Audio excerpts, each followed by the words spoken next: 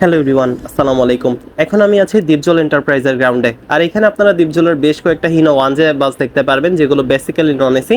এছাড়া one J বাসের পাশাপাশি তাদের যেই বাসগুলো নষ্ট হয়ে গেছে, তাদের যেগুলো ইসুজু এলটি বাস ছিল, হুন্ডাই বাস ছিল, সবগুলো বাস কিংবা দ্বীপজল এন্টারপ্রাইজের একটা কারেন্ট সিচুয়েশন আপনাদের সামনে তুলে ধরার চেষ্টা করব। সম্পূর্ণ ভিডিও জুড়ে আপনাদের সাথে আছি আমি, মাহুর রহমান খান। প্রথমে যে বাসগুলোকে নিয়ে কথা বলতে হয় সেটা হচ্ছে তাদের হুন্ডাই বাসগুলো। এই বাসগুলোর প্রাইস পড়েছিল প্রায় 2 কোটি টাকার মতো, এবং দেখুন এই বাসগুলোর কিরকম বেহাল দশা।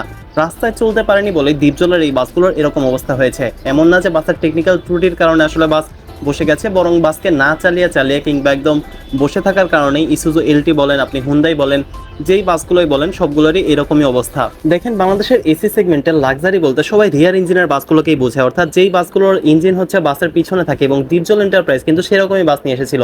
আপনি ইসুজু এলটি বলেন কিংবা তাদের হুন্ডাই বাসগুলো বলেন, তো তাদের ইসুজু এলটি বাসগুলোর ভিতরে একটা ছিল এসকেএস বডি এর মেবি, যেটাকে দেখে অনেকেই সময় মার্সিডিজ বেঞ্চ মনে করতো। তো নর্থ বেঙ্গলে আসলে লাক্সারি সেগমেন্টের এসি বাস কিন্তু দ্বীপজল এন্টারপ্রাইজ নিয়ে এসেছিল, এবং তাদের যে হুন্ডাই বাসগুলো ছিল সেগুলো অনায়াসে 10-15 বছর চলে যাওয়ার কথা। ইভেন এখনো যে হুন্ডাই বাসগুলো আপনারা রানিং দেখতেছেন, এর ভিতরে অনেক বাস কিন্তু অনেক আগের বাস। ইভেন সৌদিয়ার যে মার্সিডিজ বেঞ্চের বাসগুলো দেখতেছেন, এগুলো কিন্তু অনেক আগের বাস। তো রিবডি করে হোক কিংবা যেভাবেই হোক, সবাই কিন্তু বাস চালাচ্ছে। দ্বীপজলের বাসগুলো বসে যাওয়ার একটাই কারণ হচ্ছে ঠিকঠাক চালাতে না পারা।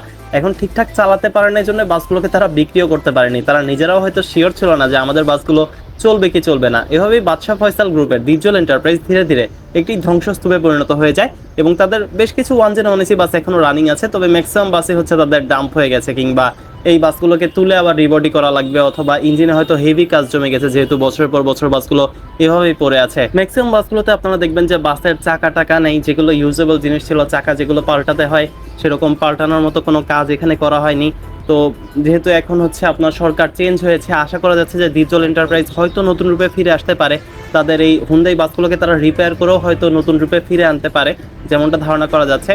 ওয়ান যে কিছু বাস যেহেতু এখনো রানিং আছে, তো আশা করা যায় যে দ্বীপজলও রানিং হতে পারে।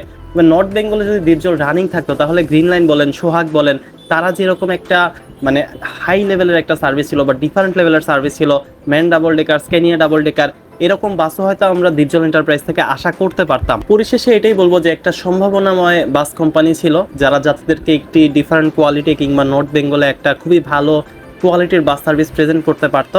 হয়তো কোনো রাজনীতির নোংরা খেলায় বাসটি বন্ধ হয়ে গেছে, তবে আশা করা যায় যে হয়তো ঘুরে দাঁড়াবে বাদশা ফয়সাল গ্রুপের এই দ্বীপজল এন্টারপ্রাইজ। দেশের পরিবহন জগৎ রিলেটেড যে কোনো তথ্য সবার আগে জানতে চ্যানেল সাবস্ক্রাইব করে পাশে থাকার অনুরোধ রইল। যারা আমাদের অফিসিয়াল টি শার্ট নিতে যাচ্ছেন, আমাদের ফেসবুক পেজে যোগাযোগ করতে পারেন।